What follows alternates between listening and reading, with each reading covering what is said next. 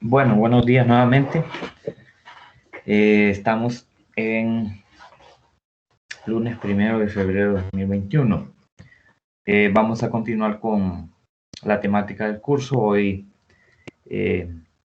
estamos hablando, o vamos a hablar de la clasificación de la vida y de la diversidad de vida que hay en el planeta Tierra. Por lo menos vamos a tratar los grupos principales, digamos, de organismos vivos que viven en el planeta y la forma como la ciencia los clasifica o la forma como la ciencia les da un nombre y los ubica en unas categorías, ¿verdad? Vamos a explicar brevemente eso. Les pido que siempre se fijen, voy a compartir pantalla en este momento. Me avisan si la ven y si a un caso dejaran de verla o no pudieran visualizar, me avisan siempre para yo estar pendiente. Bien, entonces, fíjense siempre que cuando entramos a una videoconferencia, hay por acá un menú, una barra de menú, y en esa barra de menú, les recuerdo a quienes es la primera videoconferencia a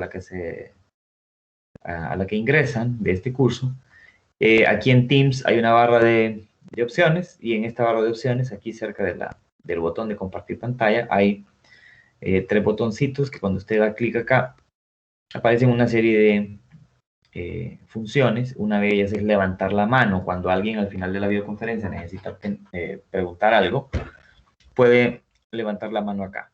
Para yo saber en la lista, aquí me va a aparecer la lista de usuarios, de personas y de usuarios que están conectados en esa videoconferencia. Yo voy a saber quién es y le voy a ceder el micrófono para que haga su pregunta o su comentario. Ustedes fíjense siempre que entren aquí al chat. Aquí está un icono para un chat. Yo siempre que entro aquí a la videoconferencia, siempre doy los buenos días y aviso en cuántos minutos voy a iniciar. Así que fíjense bien en eso. Bueno, recuerdo siempre que usted puede utilizar la opción de conferencia en línea por Teams, no necesariamente descargando la aplicación, y que la forma de hacerlo es irse al correo institucional y aquí, al lado de la palabra correo aparecen estos tres botoncitos. Bueno, no son tres, son 9 botoncitos en realidad. Estos 9 botoncitos, si usted le da clic, le van a aparecer una pantallita con una serie de aplicaciones, entre ellas Teams. Cuando usted da clic en Teams, simplemente le va a hacer una pregunta el sistema y le va a decir, bueno, ¿quiere usar la aplicación en línea o quiere descargar la aplicación Teams a su computadora o dispositivo móvil? Entonces usted le da usar Teams online y lo lleva a la aplicación sin que usted lo tenga que haber instalado. Esa es otra opción. Si nos vamos al curso, bueno, aquí ya me va a sacar probablemente. Si nos vamos al curso, aquí estamos. Si nos vamos al curso del aula virtual, se van a fijar que aquí en la unidad 1, pues obviamente están los contenidos, ¿verdad? Como ya les había mencionado, son bastantitos contenidos. Y como dice el calendario, porque recuerde que estamos basándonos en un calendario, en una programación, el calendario, aquí se puede ver, de la unidad 1, dice lo que se está evaluando, el cuestionario que se puso a disposición la semana pasada, y el foro de discusión con 2 preguntas que ustedes tienen que contestar, que cuesta 1%, ese también ya está disponible desde hoy. Entonces, si nos vamos aquí al curso, ven que el foro ya les tiene que aparecer, ya está disponible. Aquí aparecen las reglas generales, las instrucciones y las preguntas que se tienen que contestar y recordatorio de desde cuándo está abierto el foro y hasta cuándo estará disponible, cuándo se cerrará. Entonces, esto está en el aula virtual. También recuerde que al final de la unidad 1, yo subo las videoconferencias. Hemos tenido 2 anteriores. Entonces, la primera, que fue el martes 26, aquí está. Y la segunda, que fue el jueves 28, aquí está. Claro que el hecho de que se suban las videoconferencias, los enlaces, no quiere decir que usted no tiene que presentarse a la videoconferencia. Está obligado a hacerlo. Recuerde que nos estamos reuniendo los días lunes y los días jueves a las 11 de la mañana, que es el horario de la clase, ¿verdad? Martes y miércoles no nos estamos reuniendo, sino que son días en los que usted puede avanzar con las lecturas y con los videos y con las obligaciones, las actividades que se les deja en el campus. Entonces, recordemos eso. Lunes y jueves nos estamos reuniendo a la hora de clase. Bien, ahí están las dos videoconferencias ya. Bueno, iniciemos entonces. A ver, iniciemos entonces con el día de hoy. A ver, Milagros tiene la mano arriba. ¿Que desea preguntar algo, Milagros?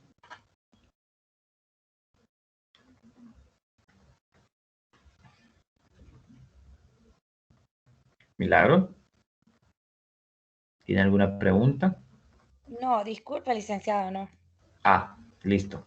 Bien, entonces, recuerdan que anteriormente iniciamos hablando de que la Tierra, el globo terráqueo que usted está viendo en este momento, es un sistema abierto en donde vivimos y en donde está concentrada pues la vida que existe, la vida que conocemos que existe, por lo menos el fenómeno, ¿no? Sabemos que la vida se da en este planeta, no en otros, ni en otras partes del universo. Eso no lo sabemos, estamos eh, utilizando la evidencia que tenemos. Entonces, este planeta del cual no nos podemos salir es nuestra casa. Aquí, esta biosfera, de ahora en adelante le vamos a decir biosfera. La biosfera, que es el conjunto, la suma de todos los ecosistemas naturales que Dios creó, porque esto no llegó a existir de la nada, como muchos dicen, eso es una farsa. Es imposible que tanto orden, que tanto diseño, como estuvimos viendo en las características de los seres vivos y la complejidad en la estructura, en la creación de vida, es imposible que pensemos que la vida se pudo originar de la nada, o sea, que solamente existió en algún momento del pasado por el azar. O sea, no es lógico, eso no tiene sentido. ¿Por qué? Porque vemos que los seres vivos somos complejos. O sea, ya estuvimos viendo, por ejemplo, la primera característica de los seres vivos, que es la organización específica que tiene la materia en el cuerpo de un ser vivo para construir ese cuerpo y todo lo que viene después, o sea, toda la complejidad de el comportamiento de cada ser vivo, de cada especie, la forma como las especies viven en grupos para aprovechar mejor los recursos que hay en ese ecosistema donde viven, para interaccionar, para interactuar unos con otros, obteniendo de esa manera recursos vitales para vivir, pareja, un lugar donde vivir, etc. Entonces, realmente no es posible que la vida se haya originado de la nada. Eso no tiene ningún sentido. Bien, ahora, en este planeta, obviamente, en esta biosfera, tenemos muchísimos ecosistemas, muchísimos. Y en esos ecosistemas tenemos comunidades inmensas en cuanto a cantidades y variedades de organismos vivos que habitan esos ecosistemas. Entonces, no es fácil estudiar los seres vivos porque son muchos y porque estudiarlos implica pasar mucho tiempo observando los seres vivos, observando su forma de comportarse, observando las características del lugar donde viven, del hábitat donde viven, observando sus interacciones con otras especies, incluso darle un nombre a una especie que la ciencia descubre porque no la conocía, digamos, es algo bien complejo. Entonces, ese es el trabajo de la biología como ciencia.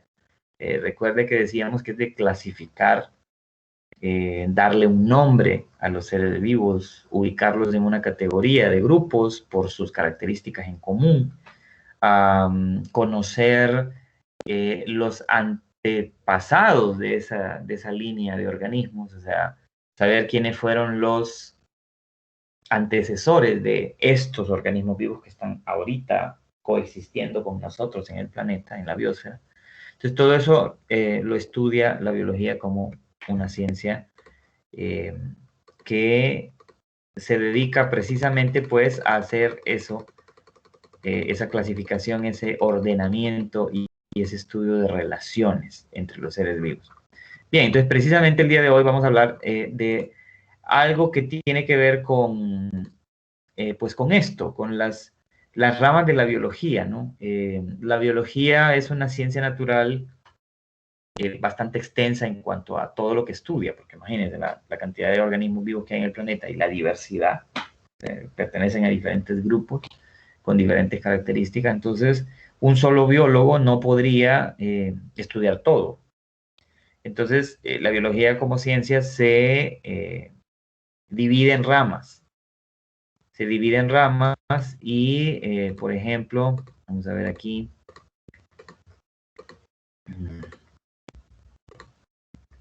No, por aquí está. A ver. Las ramas en las que se divide la biología pues son muchas, ¿no? Son tantas que mejor observarlas en un video y incluso en el video no se encuentran todas las que existen. Por lo menos se enlistan la mayoría, no están todas en realidad.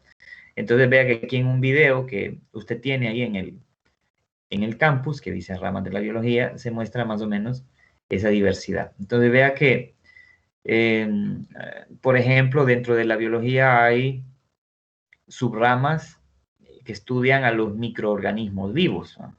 La microbiología es aquella rama que estudia los microorganismos, todos aquellos seres vivos que comúnmente son formas unicelulares que existen en el planeta, o formas unicelulares que no viven solas, sino que viven en colonias, pero aún así son organismos unicelulares, ¿no? Como por ejemplo las bacterias, como por ejemplo las arqueas, y una gran parte de los protozoarios que son unicelulares, como las algas, por ejemplo, las algas unicelulares que a veces encontramos en la pila, que se nos pone verde la pila, o los recipientes donde guardamos agua, ¿no? Que se ponen así como una capita verde.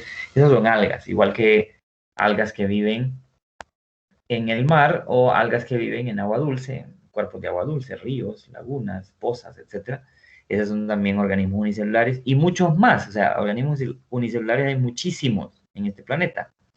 Ahora, vea que hay otras, dentro de la microbiología hay otras, digamos, subramas, bacteriología, estudia las bacterias, virología, estudia los virus. También hay una rama de la biología que se llama micología, que estudia los hongos.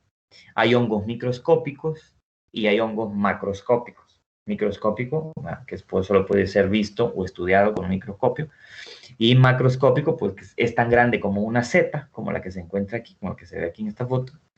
Las setas, los hongos que conocemos y que vemos ahí en el campo, cuando andamos en el campo, y vemos que están en el suelo o que están en la corteza de un árbol, esos hongos. La micología es esa rama que estudia. O sea, no voy a hablar de todas las ramas, pero sí quiero hacer un vistazo general. Ustedes vean el video para que estén un poco más claros de esto y sigan leyendo un poco más. Vamos a darle también aquí unos capítulos de libro que hemos sugerido para que usted pueda ir adelantando en cuanto a quiénes son cada uno de esos organismos que estudia cada rama. En este video también, a ver, por acá adelante, se muestra que como aquí hay unas grandes ramas de la biología, por ejemplo, la botánica es una gran rama de la biología que estudia el reino vegetal, las plantas. También está la rama de la zoología que estudia los animales. Entonces, cada una de esas ramas, hay tantas plantas diferentes, tantos grupos de plantas diferentes, hay tantos grupos de animales diferentes, que cada rama tiene subramas.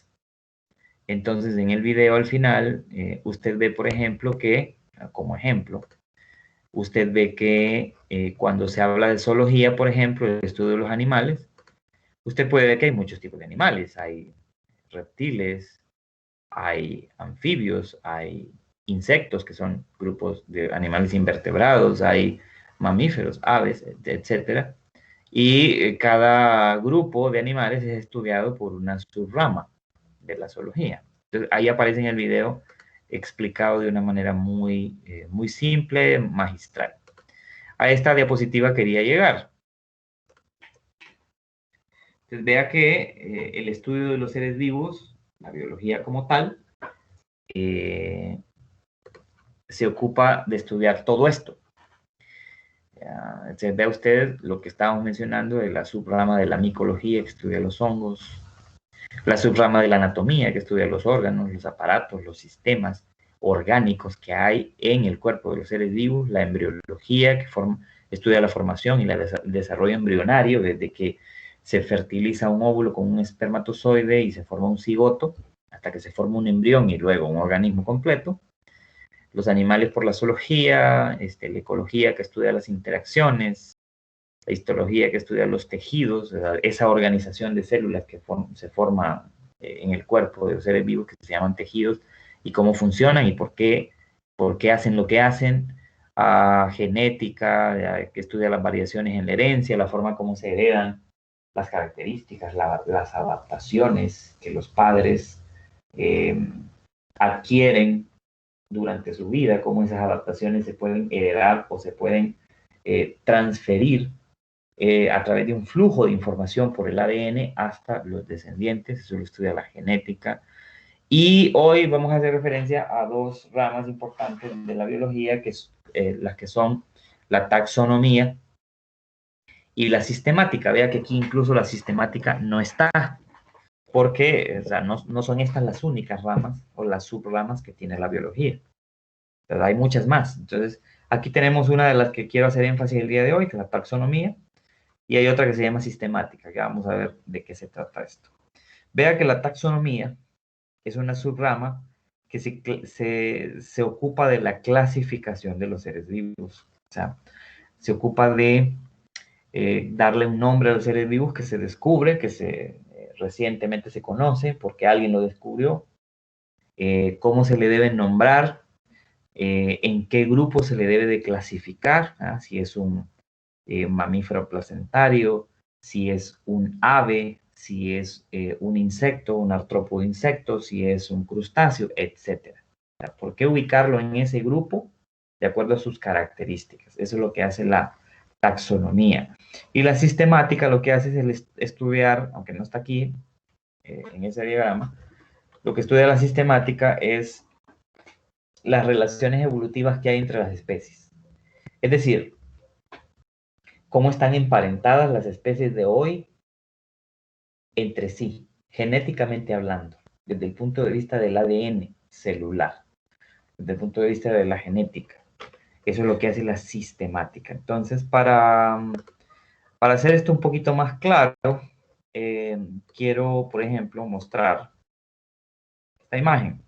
En esta imagen, que es el capítulo 18 del libro de la biología, la vida en la Tierra, de Aude Sirk, el libro que le sugerimos que bajaran, en este capítulo 18 se habla de la sistemática. Y ustedes se fijan que dice búsqueda del orden en medio de la diversidad. O sea, cuando hablamos de diversidad o biodiversidad, estamos hablando de la diversidad de vida que existe en este planeta, en este sistema abierto llamado Tierra, en esta biosfera. Entonces, aquí se nos muestra una imagen de dos chimpancés. Este es un simio, es una especie de simio, o sea, un primate que no tiene cola y que tiene un tamaño bastante grande, casi como el humano, no, un poco menos, pero casi. Aquí se habla o se comienza a hablar en el capítulo 18 de el virus de la inmunodeficiencia humana, el VIH. Sabemos que el VIH es una enfermedad terrible. SIDA, o sea, la enfermedad que se desarrolla a partir del virus se llama virus de inmunodeficiencia humana 1, VIH-1, ese es el nombre del virus. La enfermedad que se desarrolla a partir de ese virus en el cuerpo de un ser humano, en este caso, es el SIDA, síndrome de inmunodeficiencia adquirida. Pues resulta que biólogos sistemáticos fueron los que estudiaron el origen del VIH humano, ¿no? El origen de ese virus que afecta a los seres humanos y que produce el SIDA en los humanos. Pues fueron biólogos y fueron sistemáticos, eran especialistas en sistemática. Lo que hicieron fue estudiar el antepasado, digamos, del virus del VIH-1 actual, ¿verdad? De este virus que nos afecta el día de hoy.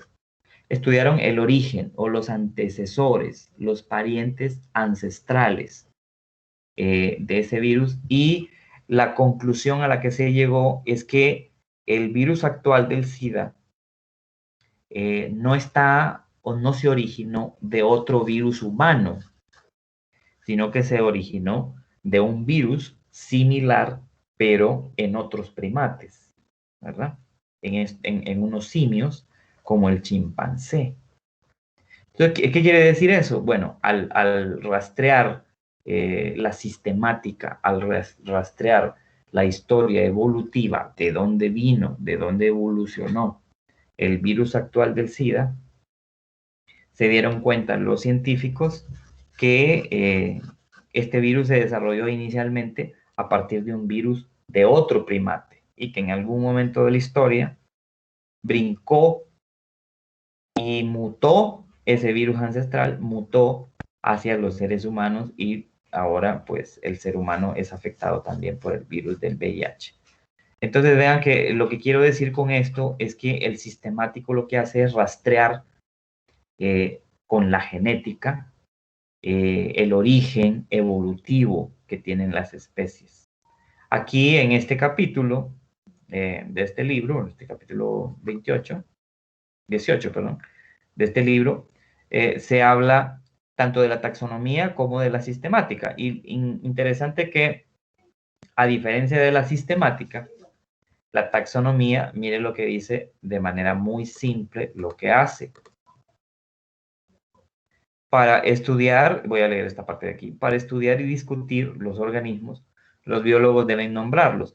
Eso es muy cierto, es decir, la forma que tenemos los seres humanos de entender otras formas de vida con las que convivimos en el planeta es darles un nombre primero. O sea, las estudiamos, les damos un nombre, las clasificamos, por lo tanto, en unas ciertas categorías y de esa manera podemos entender mejor sus interacciones, no solamente con nosotros, sino también con otras especies.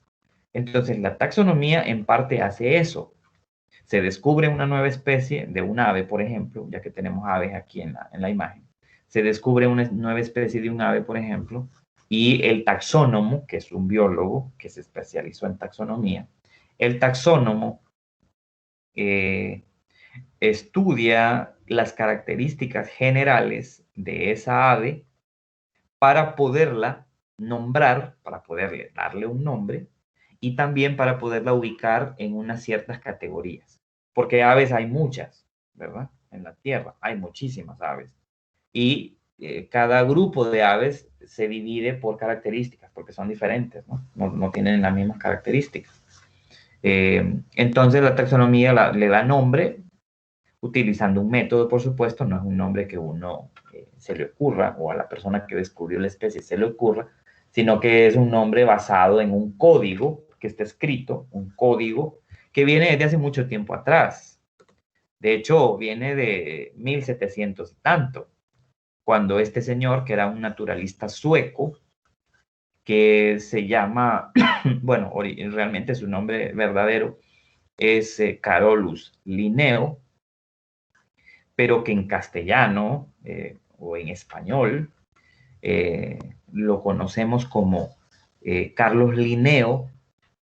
Linneo fue el creador de ese sistema de clasificación que utilizamos todavía el día de hoy en biología para ordenar, nombrar y clasificar a un organismo vivo. Entonces, Linneo creó todo un sistema, creó todo un código, una serie de reglas que había que seguir para cuando alguien, un naturalista alguien dedicado al estudio de la naturaleza descubriera una nueva especie de planta o de animal, etcétera, de cualquier organismo vivo, pudiera darle un nombre. Bueno, en este caso, Linneo dejó las bases, digamos, en ese sistema que creó, que el sistema se llamaba sistema natural. De hecho, este es un libro que escribió Linneo y que fue publicado en 1753. Oigan bien, 1753. Escribió este libro en donde demostró o expuso al mundo su sistema de clasificación taxonómica. Entonces a Linneo se le da el título de el padre de la taxonomía, porque fue Linneo el que creó un sistema de clasificación taxonómica basado en unas ciertas categorías, que ahorita las vamos a ver, basado en una serie de categorías para darle un nombre, para ubicar y clasificar a un organismo vivo que se descubriera en el planeta. Eso fue lo que utilizó Darwin también. O sea, Darwin, cuando se hizo a la mar en este barco que se llamaba el HMS Beagle, allá en 1800 y tanto, Darwin utilizó el sistema que Linneo había creado, que Linneo fue antes. Entonces Linneo fue, digamos, un hombre muy inteligente, fue un naturalista muy acucioso, del cual Darwin hizo uso de su sistema, y hasta el día de hoy nosotros los biólogos utilizamos el sistema de clasificación de Linneo todavía. Entonces, Darwin, con su capacidad para describir, para observar a los organismos vivos que estudió en las Galápagos y en otras partes de Sudamérica y de las islas del Pacífico, Darwin pudo producir unas obras increíbles que el día de hoy conocemos como El origen de las especies, El origen del hombre y otros libros más que por lo menos los biólogos deberíamos de leerlos porque es parte de nuestra formación. Y una persona que no estudia biología, pero que quiera saber más sobre cómo inició esto de la clasificación de los organismos vivos, entonces podría igual leer estos documentos, estos libros. Bien, entonces, ya hablando puntualmente, entonces ese sistema taxonómico de clasificación de los seres vivos se basa... A ver, ciérrenme los micrófonos porque estoy escuchando un feedback ahí.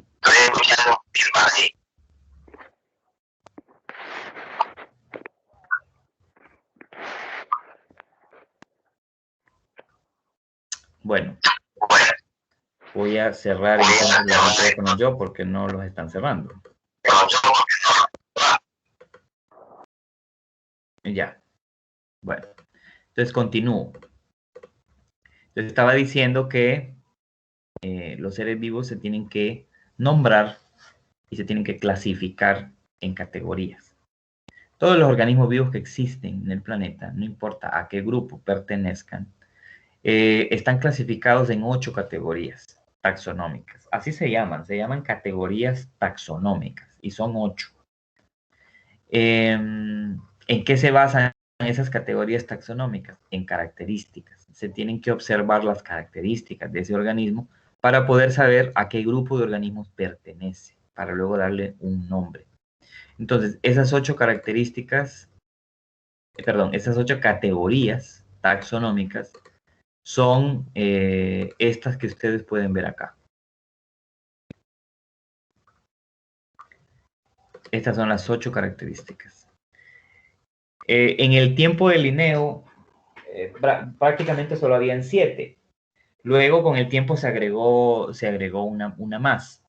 Y estas categorías son las siguientes. Miren, vamos de la más inclusiva hasta la más exclusiva.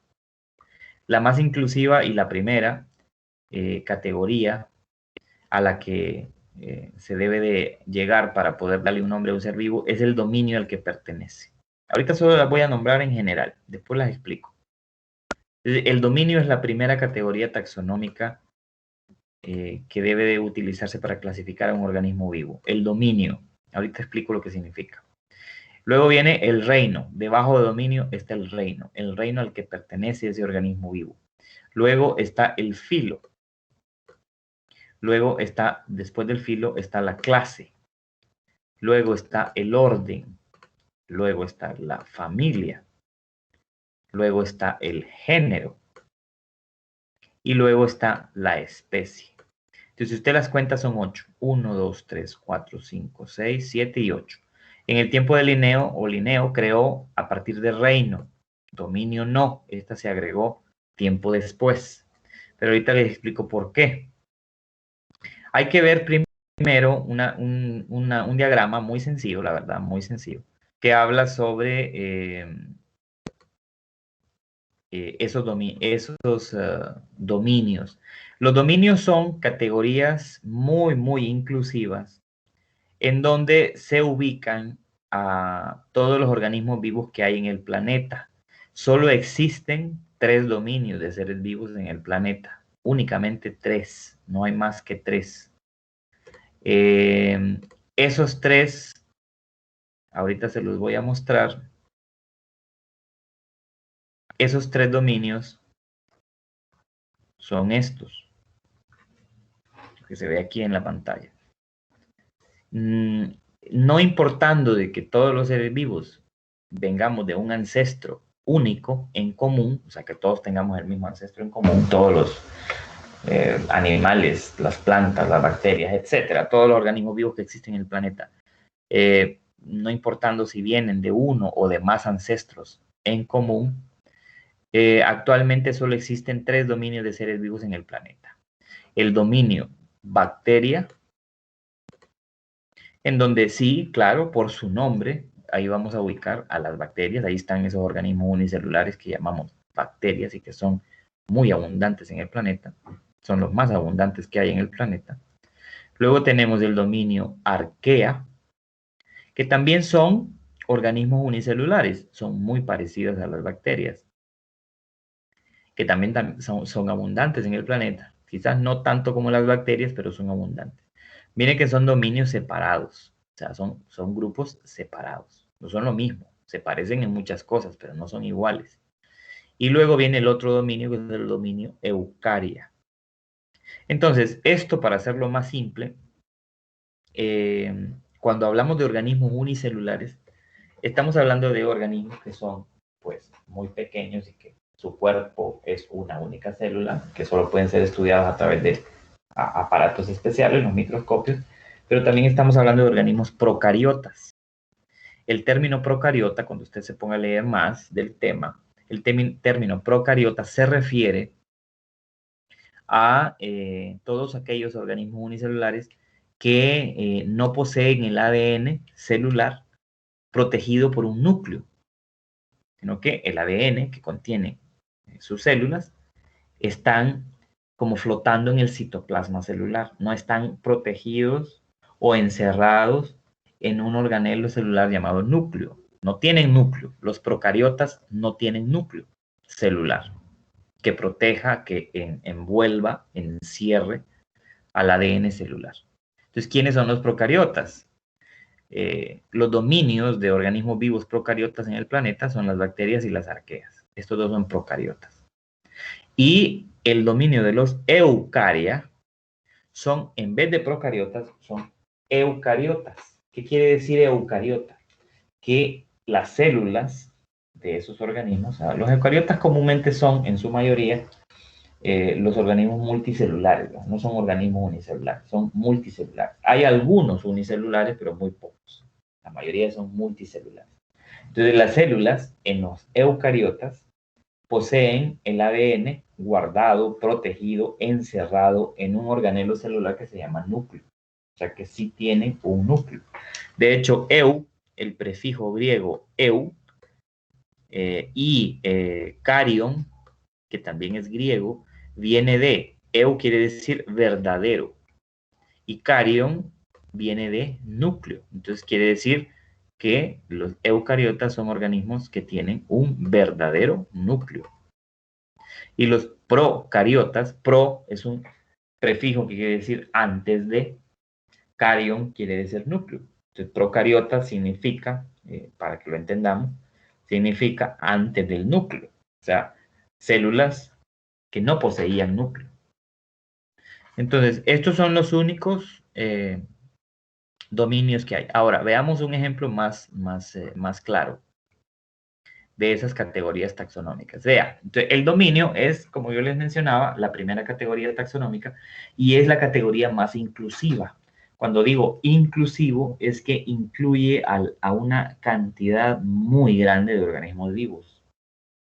Entonces, si un organismo vivo es un eucariota, quiere decir que en sus células hay ADN celular encerrado o protegido en un núcleo celular. Entonces, observe usted en la imagen, ¿verdad? Esto solamente es una imagen con algunos ejemplos. Mire que todos esos organismos que están ahí son eucariotas. Todos esos que se ven ahí, el hombre, un oso, un canguro, una araña, un escarabajo, una medusa, un hongo, una seta.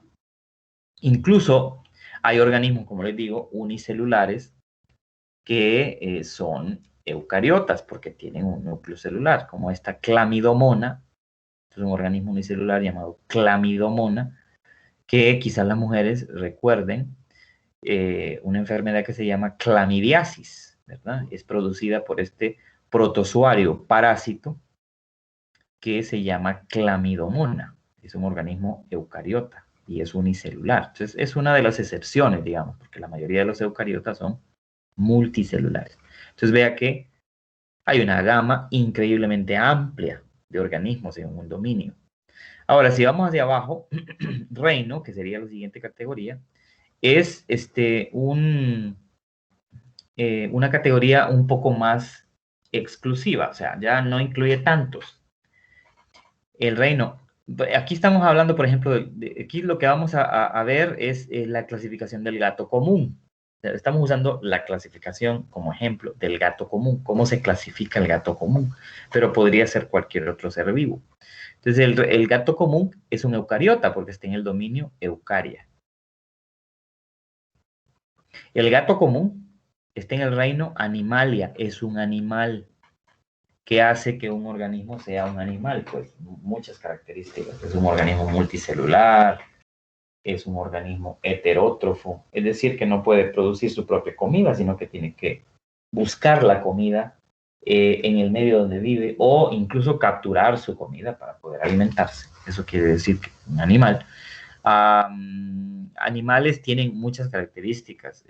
Los animales tienen una piel bien formada, son organismos que tienen, claro, sistemas complejos, ¿verdad? Órganos sensoriales complejos, un cerebro bien formado, muy complejo también, muchos tienen columna vertebral, otros no, etcétera. Entonces hay un montón de características en el reino, eso ya lo vamos a ir viendo.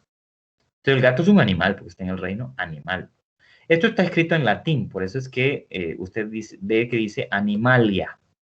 Entonces, les recuerdo una cosa, el sistema de clasificación que escribió Linneo allá por 1700 se basa en el latín, o sea, utiliza el latín como lengua.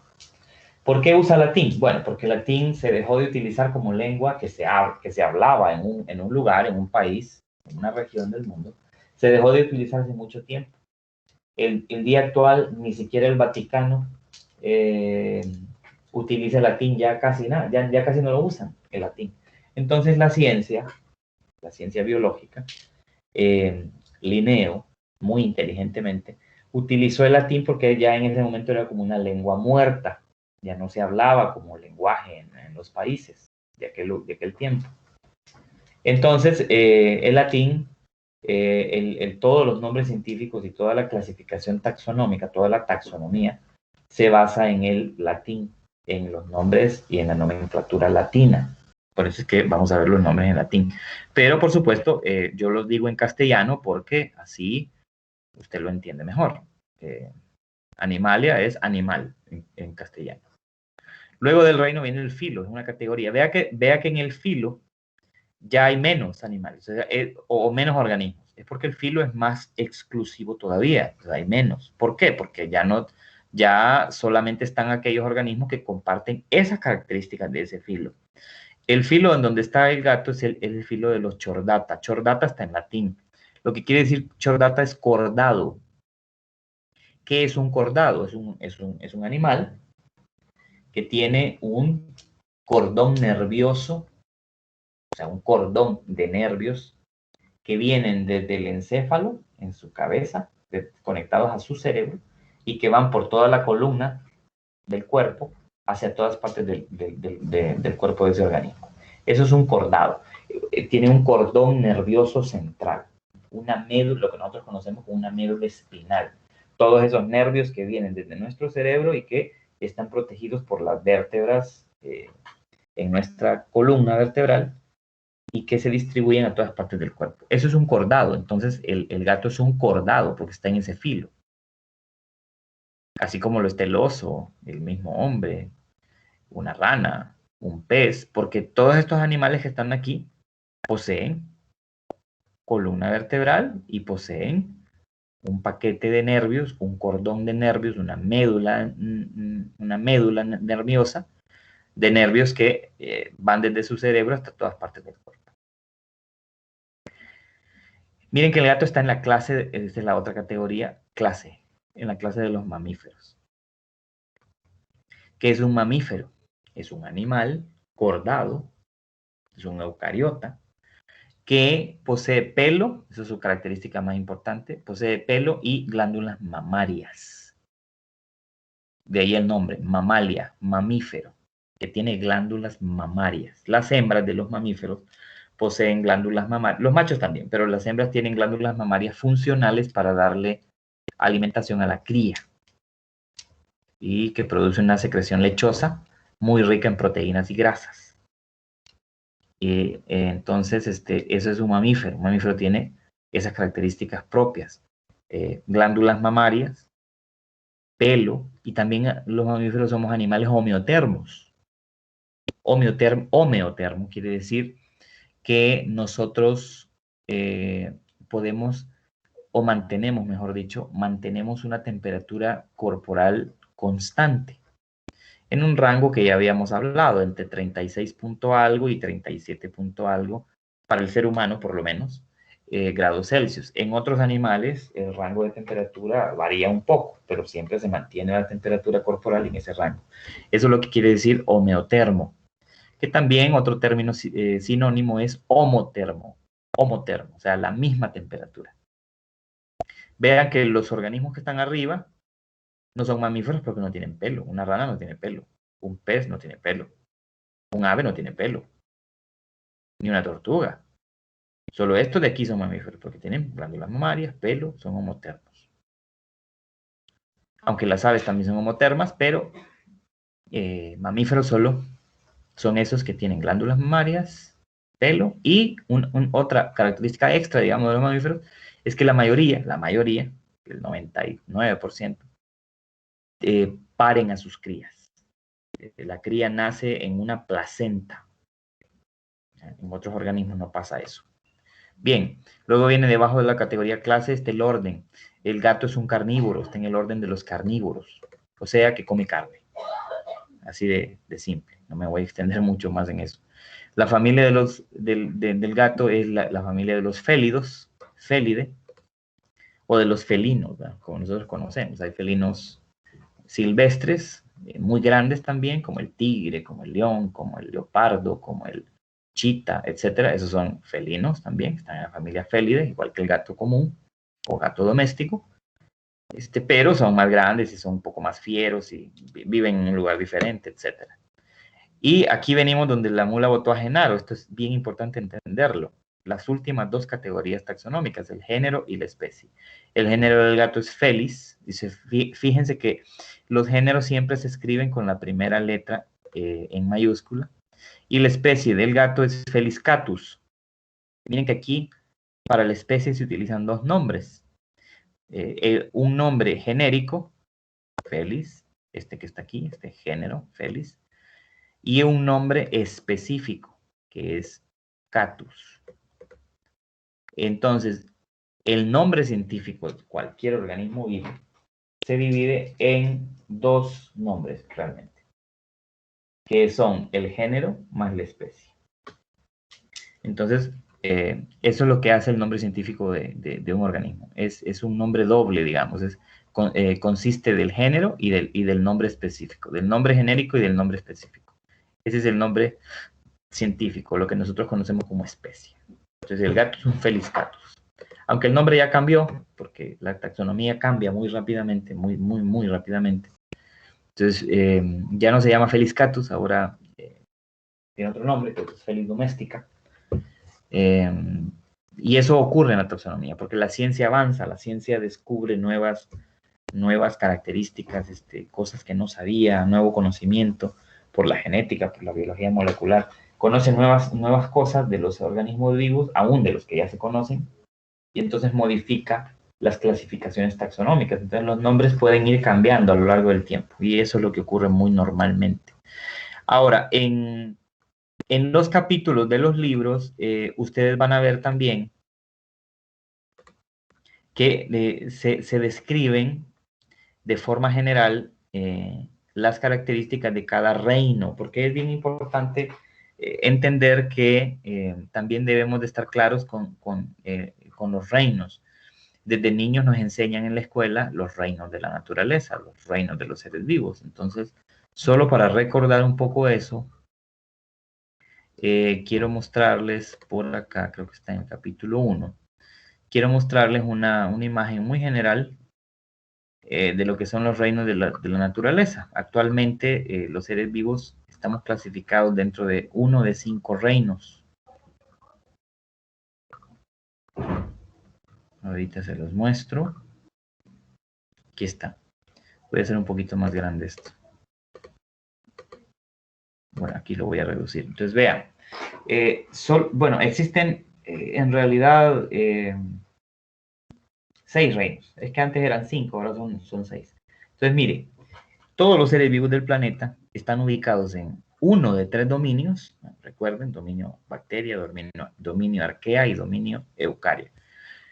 Eso va a depender de si son organismos procariotas o si son organismos eucariotas. Entonces, vea que el dominio de las bacterias, pues ahí encontramos al reino. Solo tiene un reino el dominio bacteria y es el reino bacterias, en donde están todas las bacterias que existen en este planeta. Ya sea las bacterias que nos producen enfermedades, como las bacterias que cumplen una serie de funciones más en el ecosistema, ¿verdad? En la biosfera. Muchísimas funciones, ¿verdad? Son los organismos más abundantes que hay. Y es un organismo procariota, son unicelulares y son procariotas. El dominio de las arqueas, que son organismos unicelulares también, y también son procariotas, contiene a un grupo de organismos que tienen unas similitudes, digamos, a nivel celular con las bacterias, pero que no son lo mismo. Y solo tiene un reino también en el dominio arquea, que es el reino arquea. Dominio arquea, reino arquea. Usted vea que dominio bacteria y dominio arquea solo tienen un reino, y los reinos se llaman igual. Y ahí hay millones, hasta más bien son en realidad cientos o miles de millones de organismos en esos dos grupos. Pero en el dominio de los eucariotas están divididos en 4 reinos. El reino de los protozoos o protozoarios, en donde están, por ejemplo, las algas unicelulares, que son la base de la alimentación en los ambientes acuáticos, de agua dulce, de agua salada. Aunque también hay protozoarios parásitos que nos hacen daño a los animales, a los humanos también. Entonces, el reino de los protozoarios, el reino de las plantas, donde están esos organismos autótrofos, porque sí pueden producir alimentos a partir de la energía de la luz, que básicamente nos alimentan a los animales. Entonces, el reino de las plantas, el reino de los animales y el reino de los hongos. Entonces, vea que esos son los 6 reinos que existen actualmente. Reino bacteria, reino arquea, reino protozoarios o reino protozoo, reino plantas, reino animales y reino hongos. Entonces, todos los seres vivos estamos ubicados en alguno de estos dominios o reinos. Y observe que esta representación, así rápidamente, es una representación de la relación evolutiva o genética que tienen estos reinos. Las ramas que usted ve aquí, entre más cerca estén, quiere decir que esos dos grupos o esos grupos están más emparentados genéticamente hablando. Mire qué cosa más interesante. Los animales tenemos más relación genética, más cercanía genética con los hongos que con cualquier otro ser vivo que está en los demás grupos. Por eso es que esta rama de animales y esta rama de hongos están tan cerca, miren. Y las plantas y los protistas están más cercanamente emparentados genéticamente hablando, porque vea que las ramas en esta representación, en este árbol filogenético, así se llama esta representación, árbol filogenético, están mucho más cerca estas dos. Entonces estos dos reinos están más cerca emparentadamente por los genes que poseen, la genética que poseen, y animales estamos más emparentados que con los hongos, genéticamente hablando. Luego, arqueas y bacterias están separados, miren, incluso no se unen unos con otros, no se unen uno y otro, sino que están separados. Ahí hay diferencias. Entonces, ¿quién estudia estas relaciones evolutivas, estas relaciones genéticas? La sistemática. ¿Quién le da nombre?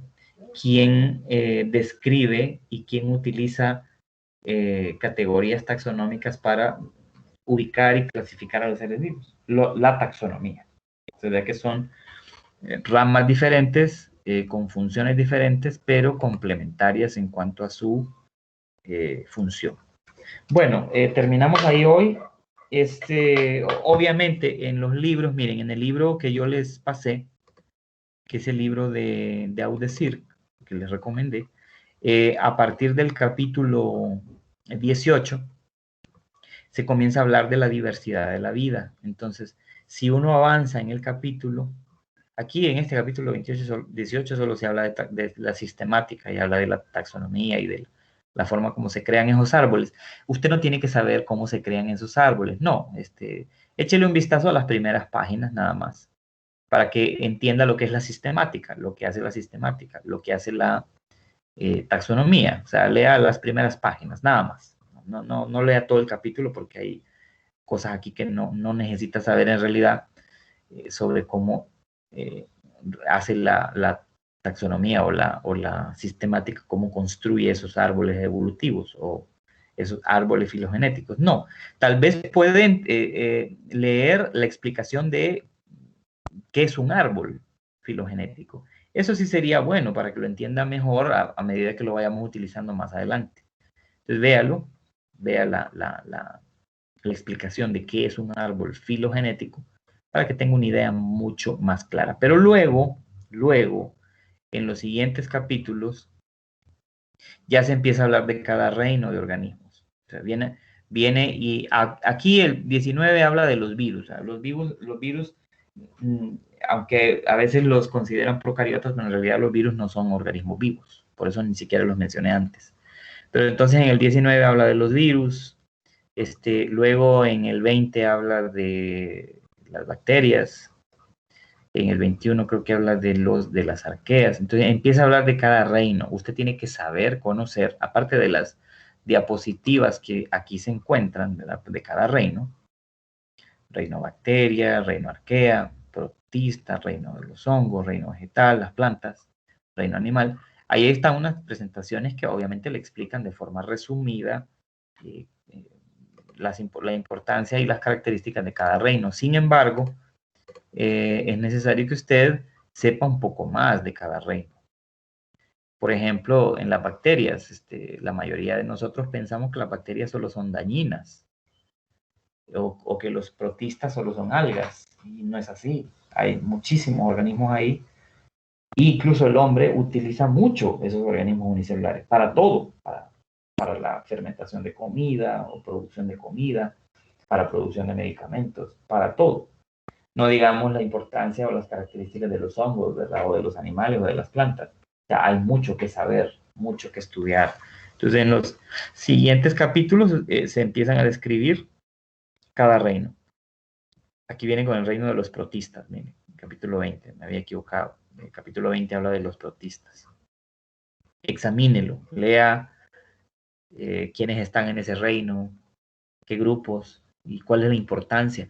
Es importante que se fije en la importancia médica que tiene, o sea, cómo el hombre hace uso de esos organismos para la medicina, Es importante que vea la importancia económica que tiene, o sea, si son organismos o algunos de esos organismos de ese reino, el humano los utiliza para producción de alimentos o para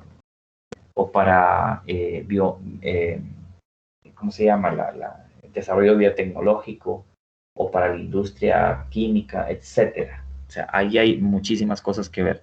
Por supuesto que eh, después de echar un vistazo general, va a tener usted algunas preguntas muy puntuales. Entonces, cuando tenga esas preguntas muy puntuales, siempre hágalas porque es necesario ir evacuando esas dudas.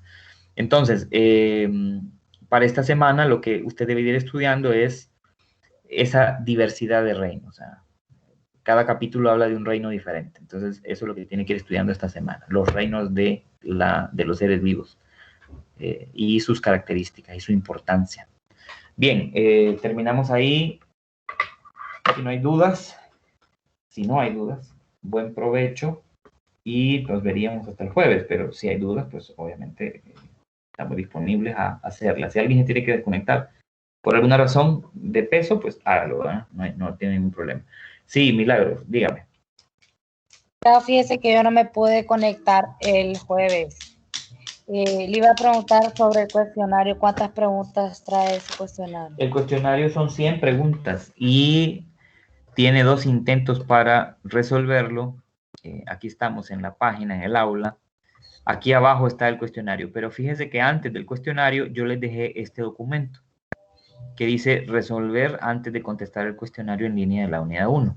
¿Qué es lo que tiene este documento? Tiene preguntas que lo guían a usted en cuanto a las preguntas que va a haber en ese cuestionario. Entonces, si usted ve y resuelve estas preguntas primero, no va a tener problemas para responder el cuestionario que viene más abajo. Aquí está, cuestionario unidad 1, características y clasificación de los seres vivos y su composición química. Pero, Entonces, perdón, ajá, sí. el cuestionario sobre cuál información, sobre lo del libro que nos mandó. El cuestionario es de toda la unidad 1. Y en el libro que yo el libro que yo les sugerí, aunque no solamente ese podrían utilizar, yo les animo a que busquen más, nada más que tienen que ser libros de biología actualizados, es decir, de 2010 para acá o de 2015 para acá, no anteriores a eso porque no tienen una información actualizada. Usted puede usar más de un libro, no solamente uno. En todos esos capítulos que yo les he mencionado, que hablan de estos temas, reino animal, reino vegetal, hongos, bacterias, arqueas, este tema de átomos, moléculas, características de los seres vivos, ramas de la biología, macromoléculas orgánicas. Esa información usted la busca ahí en el libro y usted contesta las preguntas. En el capítulo 1, que es sobre la introducción a la vida en la Tierra. Ahí hay, en ese capítulo lo que hay es que se habla de las características de los seres vivos, que ya lo vimos en una videoconferencia y lo vimos en una presentación que usted tiene aquí también. Entonces, usted en esta presentación de aquí, ahí tiene también las características. En ese capítulo que usted me está mencionando, Milagro, ahí lo que hay es este tema, pero los otros temas están en otros capítulos. Entonces, usted lo que tiene que hacer es ir buscando esos otros capítulos y ir contestando las preguntas y ir estudiando en base a esa información. Siempre baje este documento porque aquí aparecen preguntas que lo van a guiar para contestar el cuestionario. Y si lo hace, pues va a estar más tranquila y le va a ser más fácil contestar el cuestionario. Bueno, muchas gracias, licenciada. Perfecto.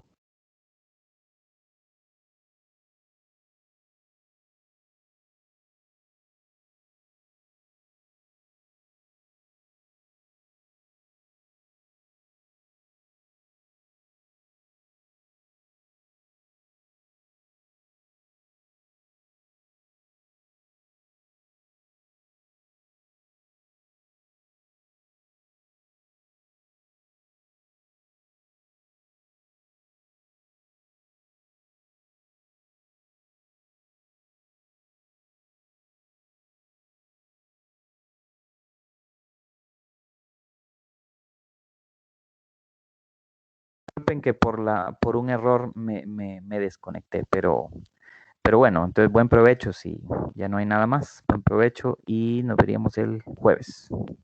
Gracias, Lee. Buen provecho igual. Por nada, gracias.